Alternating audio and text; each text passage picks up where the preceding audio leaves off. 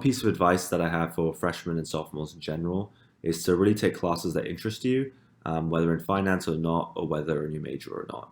So oftentimes, I think in my own personal experience and in my friends' personal experience, it's easy to get really focused on your major and your academic track.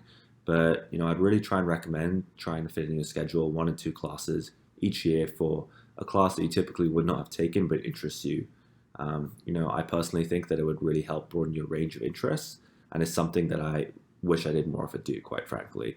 In the couple of occasions that I've been able to do it at Duke, I've really gained a lot from it. So, for example, I took a class on Russian history, and then I took a class on social innovation, and both classes just really helped me, broaden my interests. I started reading more history books after my Russian history class, and then my social innovation class really piqued my interest in innovation and entrepreneurship at Duke, and I got involved in a startup at Duke after that.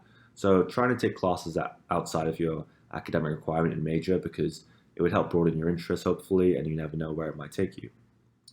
One piece of finance advice that I have for freshmen and sophomores in general is to utilize Duke resources. Duke has a tremendous amount of resources.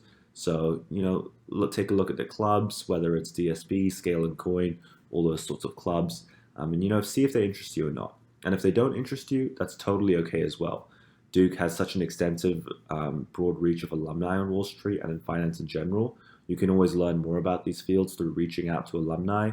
I've done so myself, and they're extremely helpful and will provide a lot of great advice.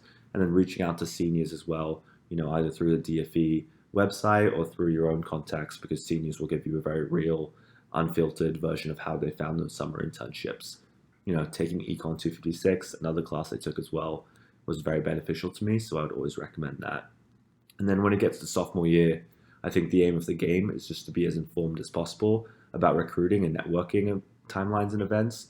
So as long as you can really be on top of that when it comes to timelines for recruiting and networking, I think that's a great start. And then knowing when to send applications out, knowing when to do networking, all of those sorts of things. It can be quite hectic sophomore year. So just having a really firm timeline on when you need to get your stuff done for finance recruiting will be a great first step.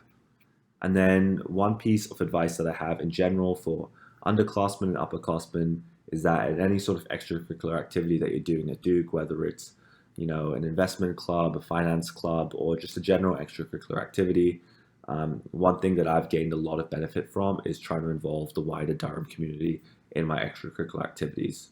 Durham is full of amazing people, amazing businesses, amazing entrepreneurs, and the more you can integrate the wider Durham community into the work you're doing at Duke and kind of leave that, Duke bubble, so to speak, I think the more enriching your extracurricular activities will be. So those are my 3 pieces of advice. Hope you find them helpful.